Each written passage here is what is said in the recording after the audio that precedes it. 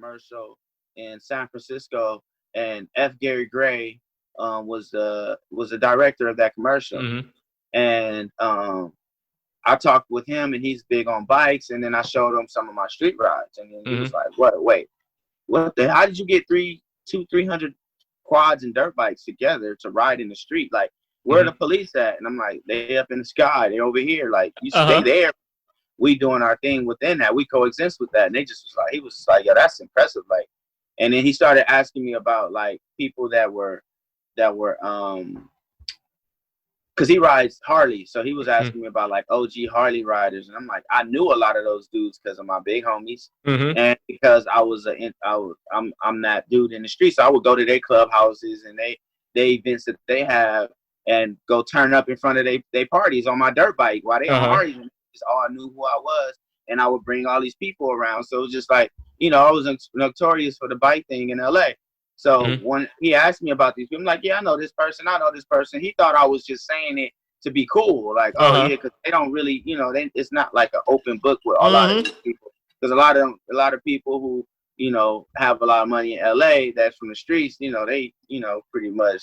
They keep it undercover. Yeah, they keep it undercover. So it's just like, for me to know these people and for them to have a good rapport on me, because he did his homework, like, all right, I'm going to go see if he came back to work. I want to say, like, we worked on that shoot for like 3 days. I want to say the second day he came back like, "Hey man, yeah, I talked to such and such, and they was telling me all good things about you. Like, it's like, man, I'm working on this film, man. I'm being confident, blah blah blah, and I'm gonna get you on that." Like, and I'm like, "Yeah, all right, for sure. We got my contact, blah blah blah."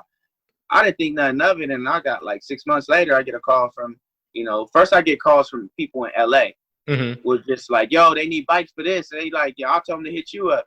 And then I get Gary's people hitting me up, and then I get like coordinators hitting me up, and then I actually ended up, setting up the whole shoot with Straight Outta Compton. Wow. Which was like the same year that I got married. Wow. I had to fly to Hawaii. What's happening, y'all? This is Mike D with Black Fathers Now, where we're bringing the village to the brothers. Every couple of weeks, you can look forward to a quick inspirational message or a thought-provoking guest with knowledge and wisdom, all geared towards helping you be the best father that you can be. We're bringing the village to you. Now it's your turn to do something with what you learned. All right, y'all. Let's go.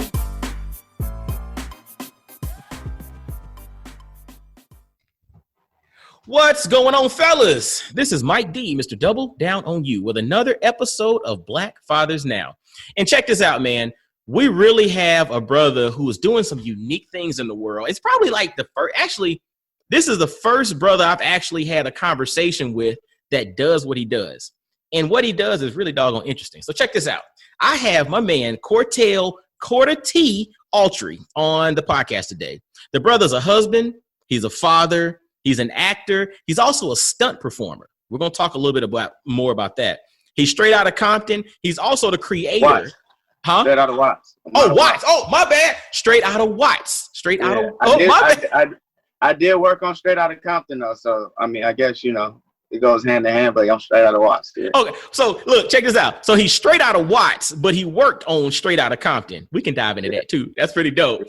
And but also on top of that, he's the creator of Bikes Over Bangn, which is phenomenal, a phenomenal concept, phenomenal organization. And we're gonna let him have the floor to talk about that a little bit later on. But fellas in the Black Fathers Now family, and obviously the ladies listening too, because y'all like to peek in on what we talk about.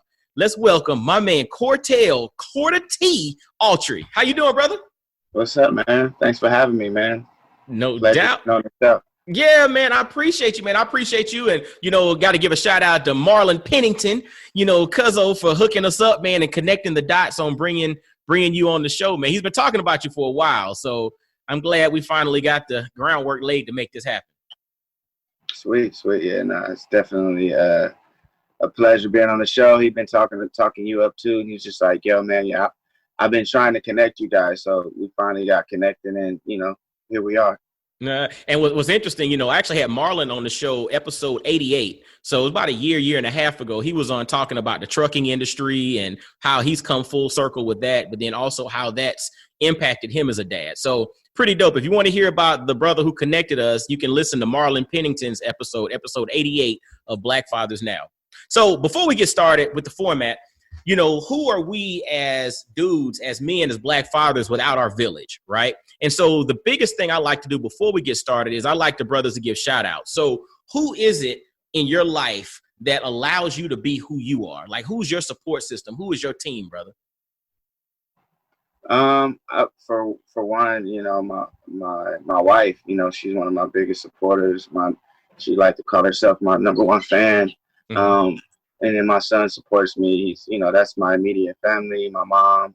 And then, I have a list of people that, help me, like my best friend, Marlon, mm-hmm. anything that I need, my best friend and my cousin, Alvin. And then I'm trying to think of my best friend, Harley B, which they call him. His name's Brandon. And then my mentor, J Lynch. Who else helps me a lot? Usher helps me. He's another mentor that gives me help along the way of this journey, who I met through bikes as well. And then, all the people that support the organization, the support, the nonprofit Bikes Over Bangn, and then the parents that assist me with anything that, I need as far as helping their kids and helping other kids, and in my community, for, the positive things that I was able to take away from my community and put them into, that were instilled into me. And then anyone else that just, that I feel like that are Quarter T Bikes Over Bangn supporters that I don't, necessarily affiliate with every day, but people that just support the cause, that's the people I want to give love to and shout out to. Man, I appreciate that, man. And again, the reason we put that into the front of the interviews is because a lot of times people see the front, right? So they'll see Quarter T, or they'll see you on, because I think I saw you on what they have on that's on Netflix. I was watching some show where they were spending money and somebody was buying a bike. Oh yeah, dropping cash. Dropping cash. Shout out to Fetty Wap too, man. Y'all a big supporter of my brother. You know what I'm saying? 1738. You know what I mean? But yeah, it's crazy though that you say that, because it's always like the credits at the end. But if it's like the big number one most important people are getting their props in the beginning when the movie's coming on. You see directed by, because they make sure you see it. They get them in the back too, but in the back end. But like for the most part, in the beginning of it, they want to let you know this film is brought to you by. Yes. This is a major. You know what I mean? Like I get it. I definitely get it. But yeah, I'm glad you do that. I'm glad you put that on the forefront. Yeah, we have to, and because as Black men, a lot of times, we see the end product, especially if you're not familiar, you're not having conversations, you don't have like an intimate relationship with folks on the back end. You don't understand, or people don't understand all the work that goes into it. So they just see the end product, and they see you out front, they see you riding and stunting and doing this and doing that. Yeah. They don't understand this whole ecosystem around you is what allows you to do that, and we got to put that out front. Without that, I think like Lil Wayne said, without my fans, I am nothing. Like I feel the same way, and it ain't so much my fans, but just supporters. You know what I mean? Like people that support what I do, and the people that believe in me. And what I stand for, I think is really big, especially for me, because I've went through so many different dynamics of my career and life, where certain people I thought that were supporters that were there for me, in which they were actually against me, or they was actually secretly like just negative energy that was around me. And then I had to really see who really was the positive side and who was really rooting for me, no matter what, without a shadow of a doubt. I think that at this point I've gotten a really good idea of who's who. I had to go through different experiences to understand what and who and how and where, and all the variables that equal to the equation that I am who I am today. So that's big part right there. Man, that's huge, man. And honestly, it's a really dope segue into, kind of the next segment of our conversation. And that's really kind of like your origin story. Like you mentioned twists and turns and going through things and, learning along the way. Like some people look at, the fact that there's no losses, the only lessons. It's either I'm winning or I'm learning. You know what I'm saying? And so, to that point, man, like you're a stunt performer, you ride bikes, you've been in all kind of videos and movies and got bikes over Bangn. Take us back, man. How did all this get started, man? It started as early as like 4 years old when I was exposed to bikes. I naturally picked up on it because my dad rode bikes, and then I had influences around me that were into bikes, his friends, and then my friends that were, friends that were siblings or kids of his friends, and we hung out. So it was a way of life, and it was more recreational when I was a kid. But just the talent that I possessed and the passion that I carry with it throughout my whole life. My dad would always tell me, if you wanted to ride bikes, or if you, just use it as a motivation to keep me on a righteous path. So it was always used as a tool, but obviously as a kid and as a teenager, I wasn't always perfect. Absolutely. Went through ups and downs. I had to go from different school to school, stay with my mom. I had, just a bunch of stuff dealing with things in LA, being in LA and like in the 80s and in the 90s, you had, the crack epidemic. You had everyone. I feel if you lived in the inner city, you had some type of experience with that. Mm-hmm. And my experience was, my mom was on drugs for a long period of time of my childhood. So my grandmother, was a big part of my life, and she pretty much practically raised me. And then my mom was in and out. My dad worked a lot.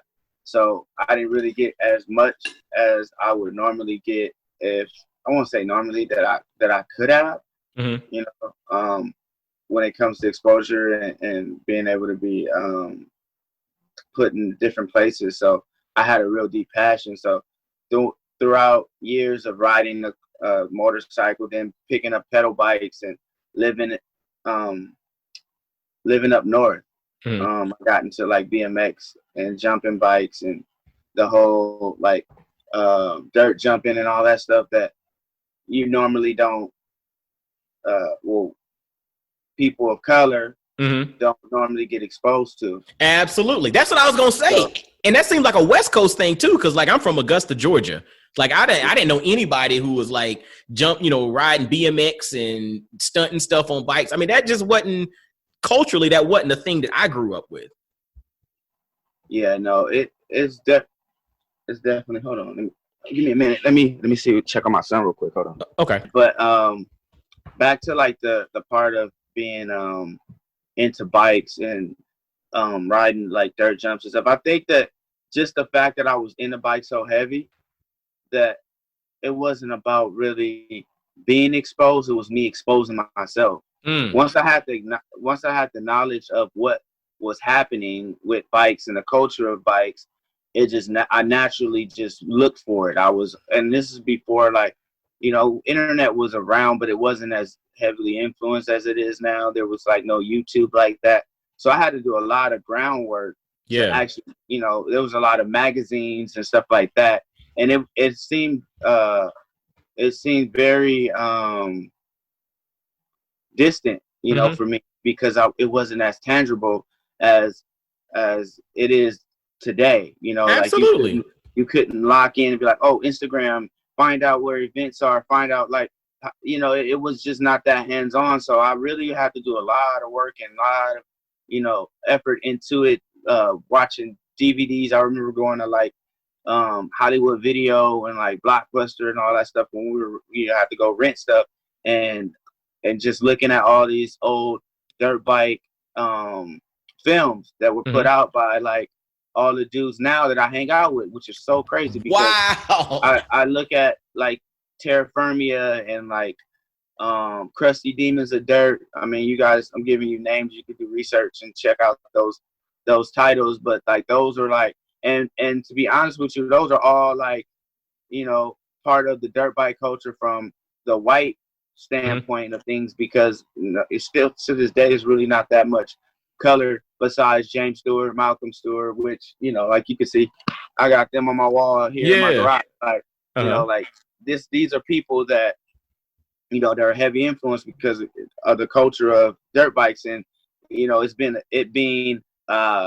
expensive and not having the access to it. So it's, you know, that's how a lot of it was controlled. And I don't want to say just controlled, but we weren't exposed to it a lot. Yeah. So me being young and you know, doing the research and doing all the stuff that I had to do to get involved in it. So it was like I was deeply rooted into it, you know, and I was passionate about it. So I would go ride and do things. And then I moved back to LA.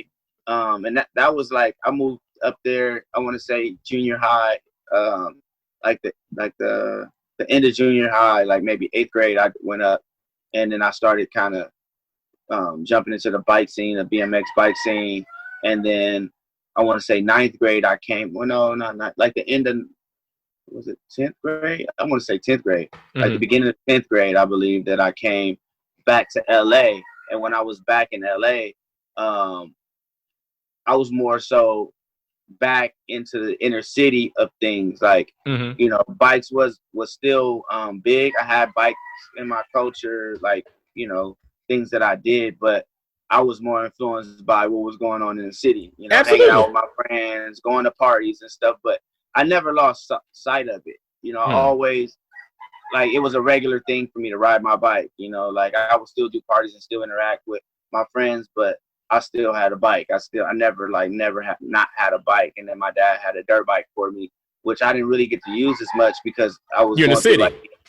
No, not even that. Just more so just acting up in school or acting out in school. Yeah. Kind of going through things of being a teenager. So, you know, I wasn't able to use it as much. Sorry about these damn roosters. And oh, it's all good. My neighbors, man, I'm in LA. So it's all good, man.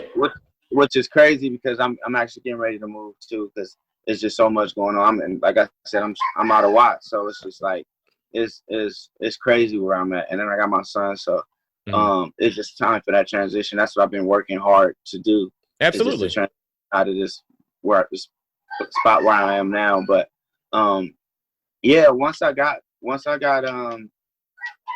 like really grounded into like the bike culture of what LA had to offer, I started working. I always worked as a teenager, you know, worked at parks and stuff like that. My uncle Hassan was really into dirt bikes. He bought me my first dirt bike, like race bike, and took me to my first race where I blew my bike up first race and had to work summer to build it. And it's been a venture, you know, with just that. And that was an experience with riding moto, but I only raced and rode one time. You know, and then I went from that to getting back to LA, riding pedal bikes and stuff. And then I had a neighbor, his name was Kimani, his nickname Chemo, and he lived around like maybe I want to say 4 or 5 blocks around the corner from where I live. And I remember when he moved in, he had dirt bikes, quads, and all that. So it was more like, yo, who's this moving in my neighborhood? Because he rode his bikes around the neighborhood on the street. So I'm like, oh, what's this? Like, and then, you know, obviously I walked around to go figure it out and see what was up. And when I met him, he's like, oh, you know how to ride? And I think I would have been 15 or 16 or something like that. And I'm like, yeah, I know how to ride. And he's like, okay, well, here, you want to check it out? Check it out. You know, get on the bike. Let me see if you can ride. And I started riding. And then from there, we became good friends. I got on a bike and naturally started wheeling the bike. And, you know, I done crashed a couple times. And he didn't care. He just wanted to see me ride. He just liked to see me progress as a young kid. And then I met a lot of his friends who were, you know, deep in the LA streets with, you know, different street gangs and hustling in LA. But these were big time dudes. So they would have money and they would have toys. So I would come around and it'd be like, yo, put them on this. I got something new. You know, they want to see what it really do. You know, they want to see you ride the toy. Yeah. So they put me on these bikes and just let me, you know, have at it, which exposed me to a lot of new things that, you know, will expose me to the most current of bikes and let me get exposed to it. And that's where I got my street cred, so to speak, when it came to bikes on the street, and Mhm. started riding wheelies and crazy, just quads, and all that whole background came and got more developed through them. And then when I turned 19, my grandmother gave me a car, but then like I want to say like a year after I started working in the car industry, because I was working at a clothing spot, and then I started working at uh, um, a third party company that did car commercials. Okay. And I began to be a technician because I was already good with my hands, and I already knew, from building bikes, and my dad teaching me a lot of stuff. So I started working. One of my which was my best friend at the time. His dad was like a account manager at this company, and he pulled me in to really just do detail work on the cars, like cleaning them up for commercials and stuff. But then the day I was supposed to like come in and help the guy or come clean a car, I ended up helping the guy put a car together. Wow. It wasn't done yet. So then he was like, yo, we need him over here on this side. So kind of bumped me up, which my friend's dad already knew that I was capable, but he just didn't want to bring me in that and tell them, this is what you're going to do. Absolutely. They wanted me to shine. So I did. And then from there, I bought my first street bike. I worked there. I made a good salary yearly to be like, yo, I'm 19 years old, making this amount of money, working this amount of hours. And which kind of saved me a lot of, trouble. Time of getting in trouble. Because I was working a lot, and I seen a lot of my friends getting a lot of stuff, and I would still be able to go out with them here and there, but not as much. And they were still kind of, figuring life out when I was already established inside of a career, and as I worked in that career, I started doing commercials where I would go in and work with all these different photographers and directors and stuff on car commercials, cleaning the cars for them, prepping the cars, making sure I was a technician. So I would have to pull seats out, pull out steering wheels so they can get cameras in and out of the cars, and just working hand to hand with these people. But at the same time, I still on my off days would still be riding bikes. Still, I joined a motorcycle club where me and Marlon was riding bikes in the streets and getting chased by the cops, and just all kind of crazy stuff that you would be like, yo, y'all, you wouldn't even think of if you see me at work. But I was living like a double life, type of deal. And then I want to say, once I started seeing opportunity within that industry, I saw like we'd be on commercials and we would hand over the cars to these drivers, and they would be like guys who were ex-race car drivers or current race car drivers, and they bought on set to maneuver these cars for these car commercials and drive with these camera cars that are filming and get these shots and work with these directors. And I always wanted to do it, and I would hit them up, and they kind of like, brushed me off like, yeah, all right, whatever. And I was like, how is there any bike stuff that they do? And I kind of never really got really good answers on it. I don't know if it was just because of, it's just a lot of politics. Absolutely, 100%. To be honest, that's what it really boiled down to, was politics. And I did car prep for like, I want to say 13 years or something like that. I did 7 years, and then that company ended up losing their account to another company. I was off work for like 2 years, where I went to do like line. I went to the school to be a lineman, but then like right when I was going to finish to be a lineman, the industry kicked back up, because I think it was right around the recession, because GM went under. A lot of these companies had went under, but then they ended up getting back, and then they had to sell cars again. So then they started back up, and I ended up getting a call from another guy who worked at a company just like the one I worked at. It was like, hey, I heard of you, come in for an interview. And I dropped everything at the lineman thing to go back into this industry, in hopes that, this will be it. I can get back into making more money and, the whole thing. And then when I got back in, a lot of stuff had changed. I kind of had to start all over again. And it just wasn't as lucrative as it was when I first started. And, my age being younger and not starting at that company, they kind of looked at it like, yeah, like they didn't want to give me what I was really worth at that time. So I just utilized the time to be in, working for that company to try to build my rapport. And then I worked for them probably like 4 or 5 years, where I still was establishing relationships with people. And then at that point, I ran into like I was still doing music videos. I had started doing music videos and riding bikes for music videos. Okay. And I already knew how everything worked on set because I was working on set already. I was already working, but just in a different department. How did it come about that you got into riding bikes for music videos? Did they go back from the connections with the street cred, or how did it come? Yeah. And then Instagram too was big part because I was really big on Instagram as a dude who was really nice on the bikes. Like, okay. And people would see me, and then you had dudes like Meek Mills who come to LA, and everybody's like, "Yo, if you ride dirt bikes on the street, you gotta mess with Quarter T. Like that's the dude out there." And then I had like other younger proteges that I was training, and they were learning how to do the things that I was doing. But by far, I was the one who pretty much held the West Coast down when it came to West Coast bike life.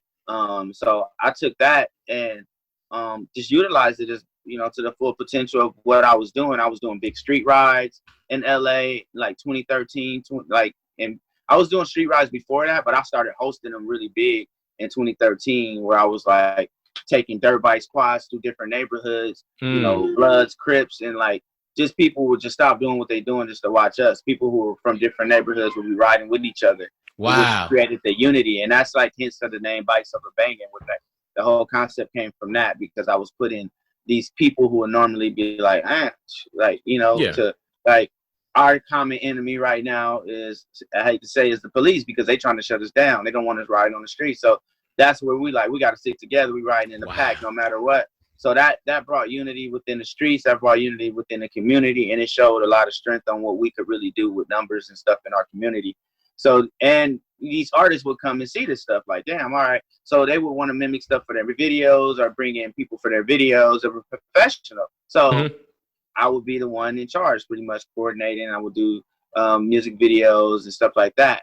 And then I want to say, like, while I was researching on how I could become an entity in the world of stunts and driving and doing and just taking it to a different level, I inquired about any people of color that did it, because I was like, right now, people of non-color are not really trying to help me. And if they are, they just like, we don't know anybody that really would hire, people of color, because all the work they get are for doubling white people. Or, absolutely. Just not to be racist about it or make it you're race. Real. You're real. It's real. Yeah, I'm just really stating facts right now that's really what it was, And even to this day that I run into a lot of the same people, they had nothing but respect because they saw me grind to get where I'm at now. But I did come across a couple people that were like, yo, you should holler at this dude, Jay Lynch, Jay Lynch. And I'm like, okay. And I was able to get a number on him. I called him and he was just telling me, yo, you need to get in the union. You need to do all this stuff, which was all foreign language to me at that time. And I always kept it in the back of my mind on trying to get on and get into this industry. So you said the union, are you talking about the SAG, like the Screen Actors Guild? Okay. Yeah. Because remember, look, because if you're not in LA and you're not in the acting world, when you say the union, we don't always know what that means. So you're talking about Screen Actors Guild. Okay. Yeah. Gotcha. Screen Actors, SAG after. Okay. So, he was telling me like, you need to get this and that, but all the stuff I was doing was non-union stuff, music videos and stuff like that. So the opportunity never really presented itself. And then I was working on a commercial in San Francisco, and F. Gary Gray was the director of that commercial. And I talked with him, and he's big on bikes. And then I showed him some of my street rides, and then he was like, how did you get 300 quads and dirt bikes together to ride in the street? Like, where are the police at? And I'm like, they up in the sky, they over here. Like, you stay there. We doing our thing within that. We coexist with that. And he was like, yo, that's impressive. Like, and then he started asking me about like people that were because he rides Harley, so he was asking me about like OG Harley riders, and I'm like, I knew a lot of those dudes because of my big homies, and because I'm that dude in the street, so I would go to their clubhouses and they events that they have, and go turn up in front of they parties on my dirt bike while they on Harleys, and just all I knew who I was, and I would bring all these people around. So it was just like, I was notorious for the bike thing in LA. So when he asked me about these people, I'm like, yeah, I know this person. He thought I was just saying it to be cool. Like, oh, yeah, because they don't really, it's not like an open book with a lot of these people. because a lot of people who have a lot of money in LA that's from the streets, they pretty much They keep it do undercover. they keep it undercover. So it's just like for me to know these people and for them to have a good rapport on me because he did his homework. Like, all right, I'm gonna go see if he really. He came back to work. I want to say like we worked on that shoot for like 3 days. I want to say the second day he came back like, hey man, yeah, I talked to such and such, and they was telling me all good things about you. Like, it's like, man, I'm working on this film, man. I'm being confident, blah blah blah, and I'm gonna get you on that. Like, and I'm like, yeah, all right, for sure. We got my contact, blah blah blah. I didn't think nothing of it, and I got like 6 months later, I get a call from, first I get calls from people in LA, was just like, yo, they need bikes for this, and they like, yeah, I'll tell them to hit you up, and then I get Gary's people hitting me up, and then I get like coordinators hitting me up, and then I actually ended up, setting up the whole shoot with Straight Outta Compton. Wow. Which was like the same year that I got married. Wow. And I actually had to fly to Hawaii to set up all our stuff, paperwork, and then fly right back home the same day, shoot the movie, and then fly back again. So I was back and forth to Hawaii within 3 days, 2 times. So, and I had to coordinate and have my boys who I had set up for the movie. And that was just like my first big experience. And it was really big because of what it was in the history of what behind the scenes of what it is. And then from there, I was able to get a credit to being SAG. I got my first credit, and I did my networking with the casting director who was Christopher Gray. Okay. And they're no relations to each other, but Christopher Same Gray. Name. And I was like, hey man, I'm trying to get SAG, this and that. And he's like, oh, okay, well, and he's a black casting director. So he was just like, yo, I see what you're trying to do. And he put me on a couple other things that got me SAG eligible, which was perfect because now I'm able to do union stuff and non-union stuff. Wow. Paperwork. And then I kept doing music videos. What else did I do? I did a bunch of other stuff. And then I ended up working on another commercial that was car related. And I ended up running into a pass band driver who's a union guy. And he saw my hat, Vice River Bangn hat that I had. And he was like, yo, man, what is that about? And I told him, and then I showed him my stuff. He was like, man, you don't know Jay Lynch?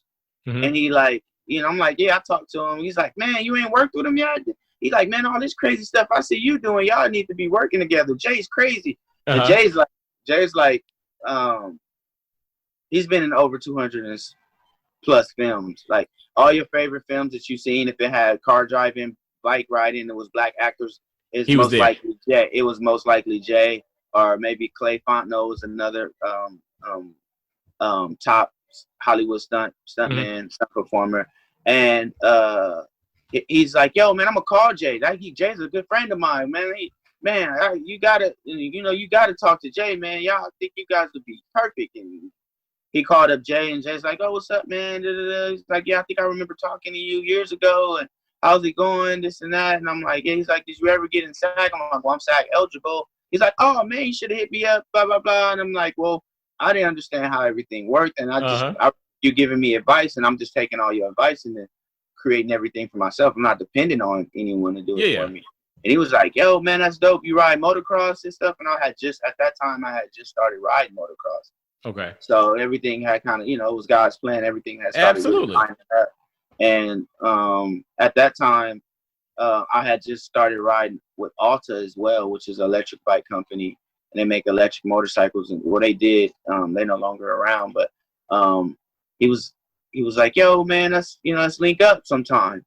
And he called me out to the track. I sent him some video of the video that I did for Alta. And he was like, yo, man, like, you ready for the big screen type of deal? And I'm just like, yeah, man. So we go out to ride at Milestone, which is closed down now too. But we ride. I take my little brother with me, and we ride some motos. He's like, yo, man, you can really ride motos. Like, I just started really, it's a whole different world.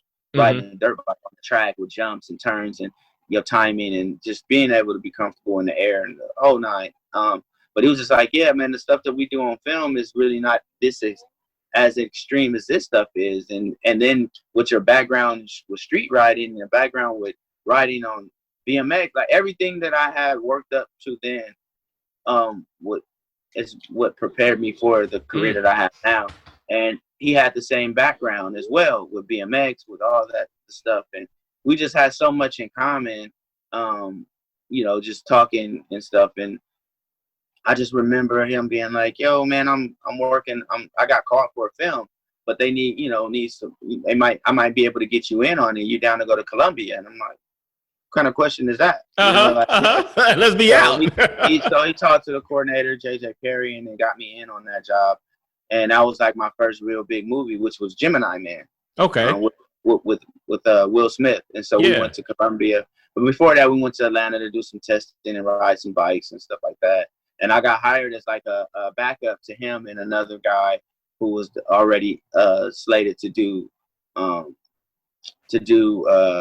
the double work, which was doubling an actor. And Jay's like, you know, he's older. He's like, you know, he's out of his 40s. He's older stunt guy. So he's like, I've done my fair thing of crashing, and they need a couple crashes. They need some laydowns. So that's what you're going to be here for to do. I'm like, all right, cool. I mean, if this is what I want to do anyway, so I don't mind. I've crashed on the street without pads, without, you know, just me perfecting my craft. So if I'm gonna be able to be padded up and crash, like, come on, let's do it. I'm cool with that. Yeah. I'm cool. This is part of the job. So that was the initial plan. So we set out to Columbia, did some testing, previs stuff, and then we actually started shooting. Once we started shooting, one of the main stunt guys got hurt, and I stepped in to be, you know, for backup and doing my thing, and we set out, and we actually ended up changing up a lot of the stunts that were just kind of, you know,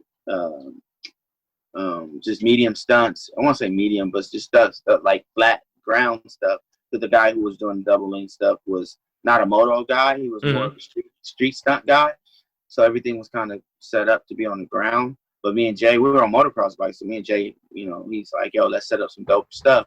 And it's the movies in 3D, so we were setting up jumps, jumping across stuff, and landing to flat, and just crazy other stuff that we added and implemented with just the help of him, because he's, you know, his years of experience and knowing what my abilities was, he was able to put something dope together, you know, to showcase my skills, especially for the coordinators who are the people who hire you. Absolutely. So for them to see and for people to see on screen what I'm capable of for lining me up for next work, which I can say is the best thing that probably happened for me in my career, is having someone like him to mentor me and help me out, you know, and his respect and game that he provides within this industry is really big. You know, I want to, dude, I'm hearing your story, and it's blowing my mind, because I jotted down some notes when you were talking, and it's like the concept of exposure, but then early on from your pops, but then you recognize that you had gifts in this capacity. So like riding bikes, you had a gifting there, but then, you know, you did your thing, you got exposure.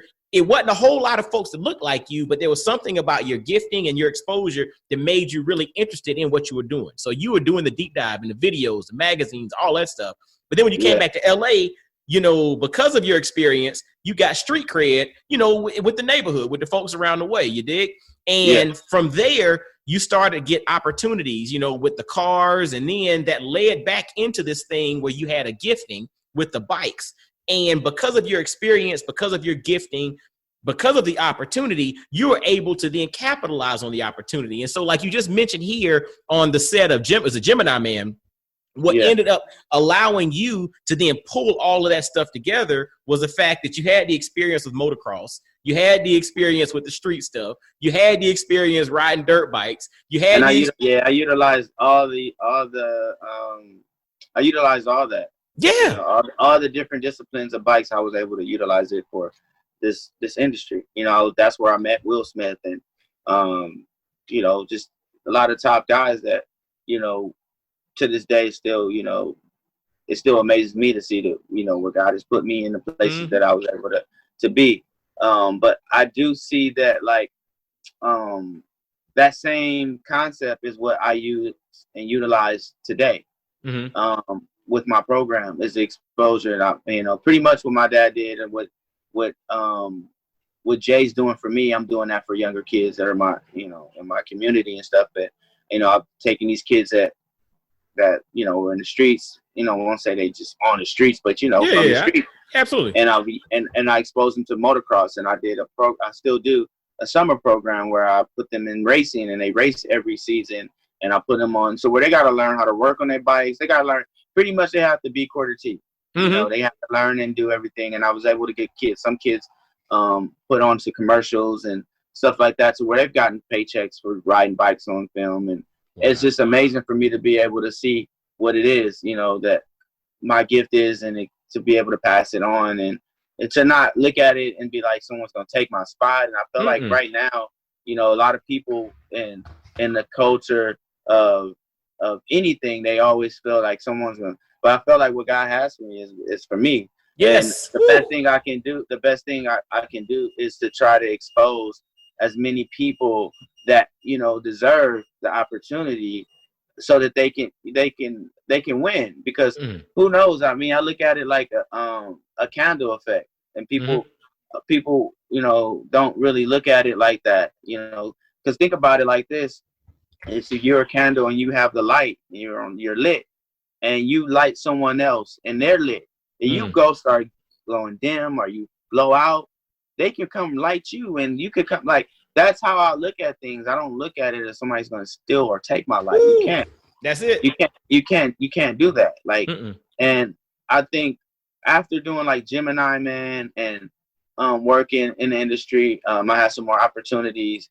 I was able to go after I did Gemini Man. I did what's the movie?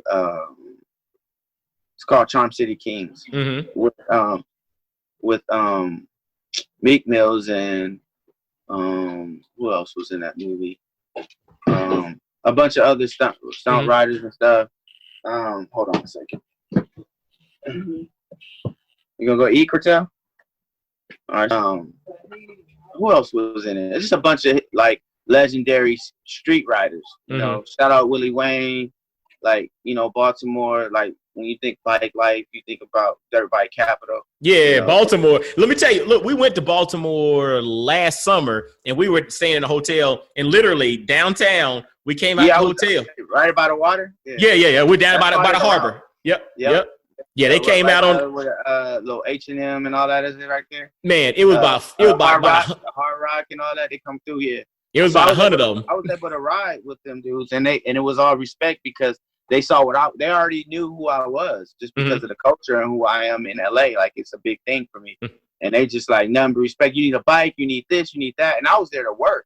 But they still was like, yo, we're going to go ride after work and this and that, which I didn't really jump into the thing because I was working, and I was like, yo, I don't really want to do too much out here while I'm working. But the opportunity was there. And shout out to all my Baltimore City, like, and nothing but love when it comes to the bike life culture, man. And even so, before that movie, before I did Charm City Kings, Willie Wayne came here with Fetty Wap, because me, Willie Wayne, Shay, which is Go Hard Boys, we worked together on training Fetty Wap on how to do his stunts and how to wheelie and how to do his thing. So I was able to have a hand in that as well, and, you know, housing Fetty Wap's bikes and doing the show. We did the iHeart Music Awards together with Fetty Wap, and which was damn flies, which was crazy because like that was another like first ever to ride the dirt bikes up to a award show, and like him to hop out performing, and I'm doing my thing on the bike. I'm on TV, you know, like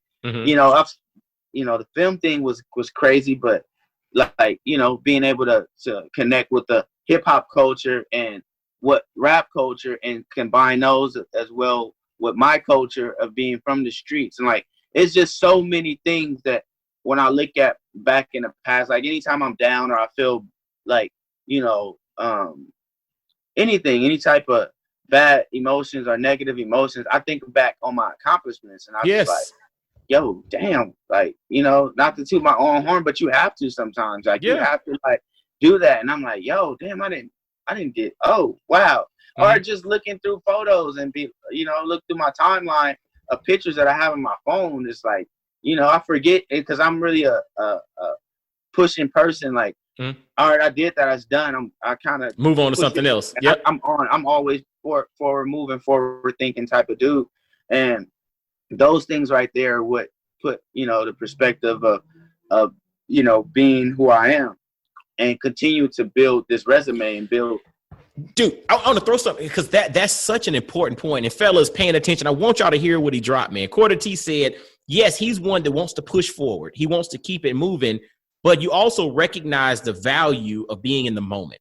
And it's not about, because now you don't want to be in the past, because a lot of times what we do is, man, when I was in high school, man. Yeah, I did, man. I used to be, man. I was in it. Yeah, nah, it's not about that. But it's about being in the moment, and it's about celebrating your wins, and it's okay to celebrate your wins. You know what I'm saying? Because sometimes, when I do speaking and consulting and all of that stuff, we talk about building courage and confidence, right? Courage is in spite of. Confidence is because of, right? So you have courage is pushing through something that, might be challenging. It's like, man, I'm a little nervous about this. But confidence is built upon something. So sometimes you have confidence, or your confidence is built on your accomplishments or over things that you've overcome or things that you've kind of built through. And so you have to have both of those as you desire to move forward, build, grow, and develop into, the biggest expression of who you're supposed to be, who God's called you to be. And so as you do that, we have to make room for both of those. And it's not being cocky by just sitting back and thinking like, man, I'm proud of what I've been able to do. That's a good thing. Yeah, being cocky and being prideful are two different things. Two different things. And you can distinguish the two just by character of attitude. Yes. You could tell a cocky attitude, and you could tell a confident and prideful attitude. Mm-hmm. And it took a while for me to really fine tune that, because I would always think, is this too much? Am I doing too much? But then I had to really just act on true emotion as well. And I think that's what really put me in a perspective. Because even in LA, man, there was so much stuff that I had to go through, with people trying to emulate and copy what I was doing, which is flattery, I had to take flattery, but also to think about people talking, oh, this person better than you, when I know for a fact they watch my videos to emulate me. Yeah. So okay, if they took what I gave them and they made it better or whatever, that's cool. But even when I pretty much retired from riding in the streets, like, it was just like, oh man, you don't ride in the streets anymore. Like, nah, dude, like, I'm opening up doors so that you don't have to ride in the streets anymore. And that's what I'm doing now. I'm opening up doors. I'm continuing to change the narrative so that we're not just looked at as some street riders, and there's still people that hold that whole thing of being like, oh man, he's selling out. Or it's like, you can sell whatever. You sell out when you don't have no integrity on what you do. Like, I'm not selling out, bro. I'm actually making a living doing what I love to do. And I think that, like, what a lot of people are starting to, a lot of people are starting to realize that now, especially when they ride in the streets and you have so much you sacrifice it, and then you have, like Nip say, you got to weigh the scale of you got your scale. Like, it can't be, of what do you say? You weigh the scale of I didn't lost the track, but I thought, but it's about the balance of the scale. I feel what you're saying. You got to balance the scale. Yeah. Sacrifice. You'll sacrifice, and what you get. No, you weigh it's the scale of it just came when it's gonna come back to you in a second. Yeah. but like, when I think about that, I think about like what it is for me, and me having a kid as well. Like, I have a son, so I can't be weigh the risk and the reward. That's the scale of risk and reward. It is. There it is. So I had to look at that and be like, oh, my risk and my reward. When I was risking so much in the streets, my reward was street credit and establishing a name for me. But once I got to a certain level, it's like, I really can't get any more credit out of the streets. I'm a legend in the streets as of right now. So, why go in like when you retire from something and you try to go back and correct it or try to be bigger than, and sometimes a lot of times you end up messing up your reputation because you're trying to do more than what you should be doing. You should be graduating to the next level, and I feel like that's where I'm at now. I've graduated from the streets. I won't even say I retired. I just graduated. You graduate, but check this out, and I think that's such an important point, man. It's like there's this concept, and I've heard it numerous times on various platforms, but it's the concept of what got you here won't necessarily take you there, right? So and so when you think about that, and I understand loyalty, and I understand being connected, and I understand family, and you have to, you have your circle, right? But the reality is the tactics, the strategy, and the things that got you here might not take you there. And we got to be mindful of that. And for those that call us quote unquote sellouts, or say that, oh, you forgot where you came from, or you this or you that, like, you don't understand the concept of I've gotten here by those tactics and strategies.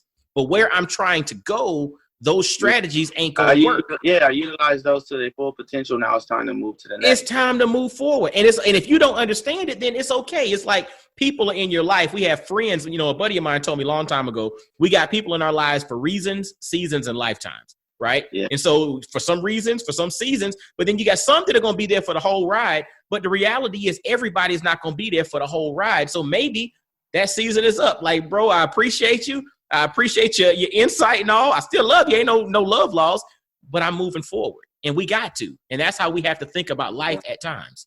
And a lot of times there's not even room for them anymore, or they don't have space because you don't do certain things anymore. And I had to go through that transitional stage. It's just called life. That's right. But, I do look at where I'm at now, and I'm just like, yo, possibilities are endless, Yeah, they are. As far as where I could be. And you can always fall off too, but I feel like where I'm at now and how I am now, I'm just going up, I'm just trying to go up and do the best, and to try to take as many people that supposed to be or that deserves to be up with me. I've never really been a selfish type of person. So I was gonna say, because so speaking about that, and really kind of diving a little bit more into Bikes Over Bangin', you mentioned the concept being able to bring these street rides together and bring brothers from all different types of groups, sects, gangs, whatever, all together to do their thing, and they basically put all the differences aside, unified over bikes. That was the inspiration for Bikes Over Bangin', right? And so talk to us a little, and you mentioned that, you all are helping facilitate young folks get exposure like you got exposure back in the day, and basically having alternatives to maybe some of the not so good alternatives that are out there, but you're using bikes for that. So talk about some more of the things that you have going on with Bikes Over Bangin', and, where folks can get information about it, and, just talk to us a little bit more about that. So we have a website, bikesoverbangin.com, and it's BIKESOVER BANGN .com. Okay. So and our email is the same, but just Gmail at the end. And that you could see, if you go to the media section, you'll see a lot of the stuff that I was featured in on. It's still a lot of stuff that hasn't been updated because I just have so much stuff going on right now. Absolutely. But you can basically get the whole concept. You'll see a lot of the events that I've been able to take the kids on. You'll see some of the commercials I've done. You'll see a lot of the stuff, a lot of information on there. But most importantly, there's the option of donating, because all the stuff that I do it all comes from out of, my pocket or donations. And if I got donations to continue to do certain things, I will. But when I don't have that, I don't let that stop me. I put my own money into stuff, and we campaign however we need to do it. But that's really what I utilize this platform for, is to do exactly what you said, is actually expose these kids, and I'm able to do what I love. Like, with these people, I'm able to share what I love to do. And when you do something that you love to do, it's not a job. It's just, dig that. That's usually how I look at what I'm doing. Even when I'm on set, it's work, no doubt. I'm not gonna lie to you, because it's not just like I got to get on this bike and ride. It's like I have to get on this bike. I have to time myself. I have to be here at this certain point. It's going to be explosion. This wall is going to crumble down. This is going to blow up in my face. I need to move to the left and then get back in front of camera so they catch it. So there's a lot of stuff just being a stunt performer. It ain't just about getting on the bike. It's not just about, I can do some wheelies and stuff, because the wheelies and stuff is good. A lot of people always hit me up and they can ride wheelies and they can do tricks and stuff. And I'm like, that's good for a show. But if you're being a stunt performer, how many movies you see where they just doing wheelies the whole time? That's right. You got to shoot, like pretend to shoot. You got to swerve around some shit. You have to have very good bike control. You have to have timing, and you have to be professional. You got to be on set. When you doing your stuff, you doing it. They say action, you do your thing. Go. When they say cut, you're done. Mm-hmm. You might be doing runs back and forth on one street. When you go back to one, you can't, like, going back to one is resetting for the same shot or another shot. You can't go do stunts. You can't do crazy stuff. You can't go back wilding out. You can't. You get all pumped up, do this one thing, and then you gotta chill again. So it's a lot of waiting too, and you gotta think if you do decide to do that stuff, someone can be resetting something, and somebody can be walking by with camera equipment, and you're going crazy on set, and you hit them. Like it's just so many different things that people don't really see behind the scenes when it comes to what happens within the film industry. And me knowing that and being a part of that for 17 years, it's just like all I did was change departments.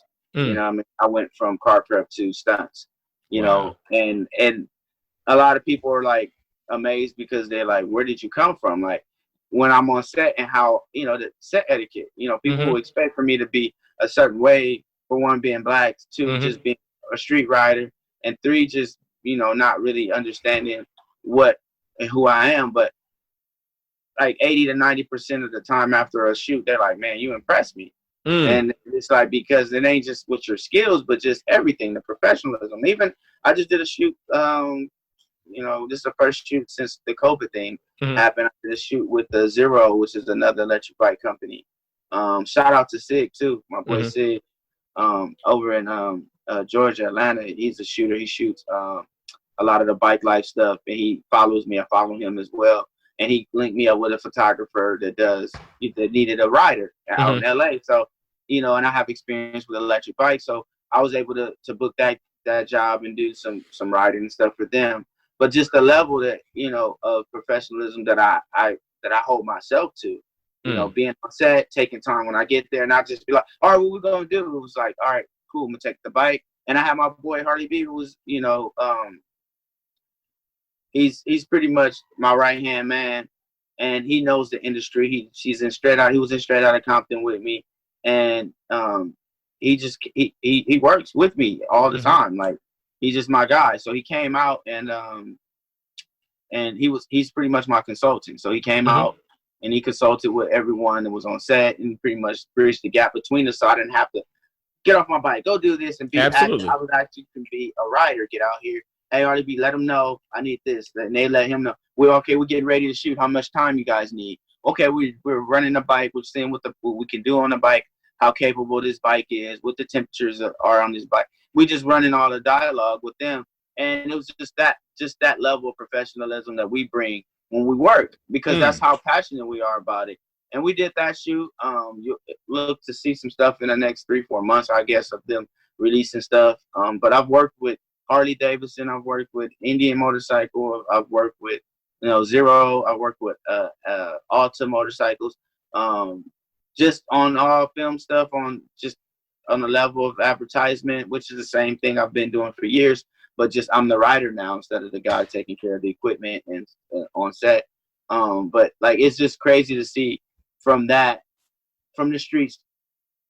The thing would be, for me, I always say, from the streets to the screens, like because that's literally what happened with me in my career. And I think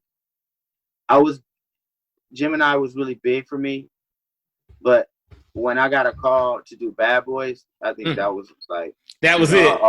That was one of the things. So it's like, oh shit, we're doing Bad Boys. Like, and I've always, even in Gemini, man, I doubled. I'm in the credits. I doubled the younger Will Smith. And Charm City, I was myself, but it wasn't like a major role, so to speak. It was just me being a stunt rider. And I did Hobbs and Shaw with Idris Elba, where I doubled him on a bike. And then we did Bad Boys, and I was like, Bad Boys was, I had to do a stunt as myself as a Liberty Skull bad guy. I got to shoot guns, pop woolies and shoot guns. And wow. It was like, that was like a dream come true type deal, man. Like, running from the police, but chasing the police, shooting at them. I actually was. I don't know if you've seen the movie. You see it? Yeah. I saw Bad Boys for Life. So you saw the scene where Martin throws that grenade back, it bounces, and the guy Pops Willie picks the grenade up and throws it back at him and blows it back. That was me. So I did that. So that was you. So you the one to pick the grenade up and threw it back at him. Yeah. So that was the thing I had to do, and then a couple other things throughout that chase. But that was a big thing. That's dope. Yeah. That's fun. My wife and I just watched that joint probably about a month and a half, 2 months ago. We just rented it from the house. And I remember that scene vividly. That's pretty doggone dope. Yeah. I had to do that scene. And that was crazy too. And just working with, and those dudes are like the top of the top. Like they come to movie making, Spiro, Andy Gill, Jack Gill. These are all the top coordinators and directors, second unit director. Like these are like the dudes, Fast and Furious. Them the dudes who do all that work. Wow. And my boy Jay Lynch is like the guy who's doing Tyrese's stunts and the cars, and it's just crazy for me to be on that level because I've always dreamed of being on that level. I've always went to movies because I knew that job existed. I knew I was just like would see it, and I'm like, yo, I always saw myself doing that. I always did, and then. And my wife would always say, "Yeah, that's you. You're gonna be doing that." So like we spoke it into existence. To now, it's like, yeah, I'm doing it, and I'm just waiting for the next opportunity to do more stuff. And I'm into drift driving now. I went and purchased a drift car that I'm currently finishing up now to go. I took a driving class, a stunt driving class. I'm starting to work on choreographed fighting stuff. Just to take my career to the next level and just not, and at the same time, I'm still riding. I keep all that stuff going. So my life is really revolving around what I do, so that I'm always ready when they call and say, we need you to do this. It's just, if I hadn't rode on the street for a little bit, it wouldn't take nothing but for me to go and, warm up a little bit and get back in the groove. I hadn't rode on the street, I want to say in months. It's before the quarantine months before that.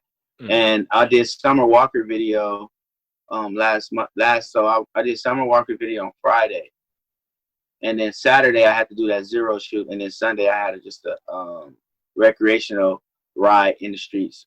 So Saturday after we did Summer Walker video, we ran into London on the track with the Summer Walker's boyfriend, and he rides, and I was with J305, the rapper from LA. And he rides. And he was actually riding there. And he was just like, yo, man, I rode with him when Nipsey was alive. Rest in peace, Nip Hussle. Like, and we rode the streets on like Christmas, and we was just doing our thing. And they was like, yo, you killing this shit. Like, on this bike. Like, this bike shit is what rap is to you. Even with Nip, he was just like, and I did his store opening after that. I pulled up and we turned up for that. And then J305 was like, yo, man, I ain't had your plug, man. I would have hit you. He was there with another, person that I knew from bikes. If it's bikes in LA, I'm pretty much known. And then we were out there. He was like, yo, man, we got a link. I want to come ride with you. I need to get my skills up, So I'm like, yeah, I got you. I'll work with you, And I work with Usher as well on his skills and getting him. And I've actually built 2 custom bikes for Usher. I built that one for Fetty Wap on that. Yeah. So I'm a custom bike builder. And then when I ran into London, he like, I got quads, I got a dirt bike. When we gonna ride? Like, and I'm like, we could ride this weekend. So we rode on last Sunday, which I hadn't rode in forever. It seemed like years, bro. But it wasn't. But I got on the bike and started coming back to me, and I was doing my thing. And then he was like, man, I love your shit. So I'll be working with him too. So I worked with him that day, and he's picking up everything. He's actually out of town for a couple. But when he gets back, I'll be doing some stuff with his bike, and I'll be working with him as a personal, trainer for the bike thing. And that's another door that opened up for me. So I think that as long as I continue to stay positive and still and stay passionate about what I do and how I do it, I think that opportunity is going to continue to present itself to me. And I'm going to just continue to take advantage of the opportunities and share them as well. Man, dude, I'll tell you, the spirit of how you operate resonates with me. Because everything, first off, you acknowledge that it ain't always you. It's, God put you in these positions for a reason. You know what I'm saying? Like, I think that's something we can't gloss over, because a lot of us think it's all me. It's all me. Like, no, fam, it's bigger than you, right? I didn't been down, so I didn't been down, so I know what could be. You know what I mean? Some people take for granted stuff, and I've been to a point to where like now I know for a fact I don't take nothing for granted. You know, I got friends that aren't here now. I've lost so many different people. So while I'm still here and I still have time to do what I do, I got to continue to do it, and I still have to reflect on it too. But I still got to continue to move forward with everything that I'm doing, and just try to put to the full potential and still enjoy it. So that's I think that's where the difficulty comes in, when you're trying to enjoy it. And you can't enjoy it too much, and you can't not enjoy it. So you're just finding a level of balance. And popping a wheelie is all about balance. So once I learned how to wheelie, I think that my balance with life really got structured from off of that. I always use that as a metaphor to life. Popping a wheelie is all about balance, dude. Like that in itself, man. Popping a wheelie is all about balance. And so as we kind of end this thing, man, and thinking about the concept of balance, how have your experiences that you talked about, I mean, these awesome experiences, this exposure leading to opportunity, walking in purpose, understanding your gifting, but then the thing that you mentioned about how everything in your life revolves around your gift now, how has all of that come full circle to impact you as a father, specifically a Black father, man? It impacted me specifically in the aspects of translating everything that I have and being able to transfer it over as a parent and apply everything that's needed to being a parent, being a father. And I think that my son is definitely getting everything that I have plus some, you know, and then whatever I can't give him, I have people that I know that can give it to him and will give it to him. And I think that that's what being a father is really about, and enjoying it, and enjoying the time that you have watching them grow up, watching him really succeed and even fail. And it ain't like you said, fail is just really taking a lesson, you know, all of that is how he learns his lessons, and seeing him develop. I think that's how everything to me really transpired. And then I'll look at that as really being the meaning of life. You know, everything else that I do as well is secondary, but I think that being a father is really primary. I have to be a breadwinner in order for me to be able to do a lot of the things that I'm doing. But I think that once that part is done or set, then I can actually really focus on that. And being a husband, like being a husband, and they work hand in hand. We making sure that my wife's happy and making sure that, you know, all the stuff that we've went through in this life, not taking that for granted, you know, like, and realizing the support that I have and not taking that for granted, because, you know, it's so many times, even recently, I'm like, with all this stuff, that pandemic and all this stuff, and looking at, you know, what is the industry going to look like? How are we going to, how am I going to eat? How am I going to make money? But just really having faith. That's it. And trusting in myself too. Not only trusting in God, but trusting in myself that I am who I am. That's why I got where I'm at, you know, like, and this is just the beginning, you know. I look at that and I say, you know what, this is what life is. And I'm like, the best thing I can do is really just enjoy it and not worry so much about things, and not, you know, but sometimes you can't help but to worry, but I've been trying to cut as much worry as I can. Yes, dude. I'm gonna drop something on you. My grandfather, when he passed away in 2011, but one of the things that he shared with me, and this is something simple, but it literally resonates. He was an old military dude. He was a man of few words, but when he said something, it resonated. He said, "Mike, to worry is a bad investment," and that was it. And when you stop and you think about it from an investment perspective, to worry is a bad investment. Yeah, because you're taking away from you actually getting some useful data that can really conclude to you being successful, instead of, you know, harboring or sitting and you know, still on something that you can't change. Come on. You can't change it, but whatever you can change, just work for that. Put that same energy towards it.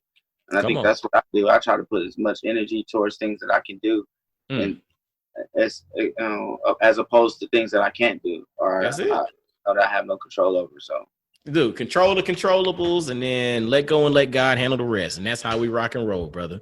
And so, well, man, dude, I'm going to tell you, this was a fascinating conversation. And fellas, I hope you caught all the gems that Quarter T dropped, man. Like the concept of the importance of exposure, walking in purpose, walking in gratitude, building your life around who you authentically are. And if you walk in your purpose, it's stated that your gifts will make room for you. And he's a prime example of his gifts truly making room for him, as long as you're willing to walk in that purpose. So, brother, I appreciate you for taking time to share with the Black Fathers Now family. We'll make sure in the show notes, we'll have bikesoverbangn.com. Is there any other thing that you like to put out there? Contact information, the best way for if folks want to follow you, what's the best way to do so, brother? We are on IG. I'm on IG. I'm Instagram. It's at Quarter MFNT. So KORTAM as in Mary, F as in Frank, N as in Nancy, T as in Tom. Okay. So that's my Instagram handle, and then we have a Bikes Over Bangn, which is Bikes Over Bangn. It's at Bikes Over Bangn. So a lot of people always put Bangn or it's just BANGN. So no I. No I. Gotcha. And I'll make sure to have that in the show notes. So fellas, make sure if you're on IG, reach out to Quarter at Quarter MFNT or at Bikes Over Bangn on IG. The links will be in the show notes, as well as visit bikesoverbangn.com. And literally, man, check out what he's got going on. Donate to the cause. Support this, man. This brother straight out of Watts, but he was also in straight out of Compton. Make sure to support this brother, man, because he's really changing the world and opening up doors and creating exposures for the young brothers and sisters to have a way out and to see things from a different angle. And so we got to support brothers doing the right thing. So make sure to reach out to him and do so. And man, I salute you, man. You continue doing what you're doing, brother, because you're making waves and you're changing the world, brother. Thank you, man. Appreciate it. Thanks for the opportunity too, man. Appreciate that. No doubt. Now, fellas, as always, make sure to visit blackfathersnow.com. Subscribe via iTunes, Apple Podcasts, Stitcher, Google Play, anywhere you listen to podcasts, YouTube. If you're watching the video of this, share. If you're listening to just the audio of this, share. And again, reach out to Quarter T. Literally, if you see some of his videos, the brother is on it. And then if you saw Bad Boys for Life, that scene where Martin threw the grenade and somebody had to pick the grenade up and throw it back on the bike. Yeah, that was your boy. That was him. That was Quarter T, man. Literally, man, the brother's changing the world. And we got to continue to uplift and support brothers doing that, because that's how we are going to change the narrative and change the game. So, hey, until next time, fellas, y'all be blessed, well, and wise. And I'll holler at you. Peace. Yo, fellas, I hope you enjoyed today's episode. And always visit blackfathersnow.com, as well as follow Black Fathers Now on virtually every social media platform you can think of. Instagram, Facebook, Twitter, everywhere. Just follow us and engage with us, man. Look forward to hearing from you. And I guess until next time, I'll holler at you. Peace.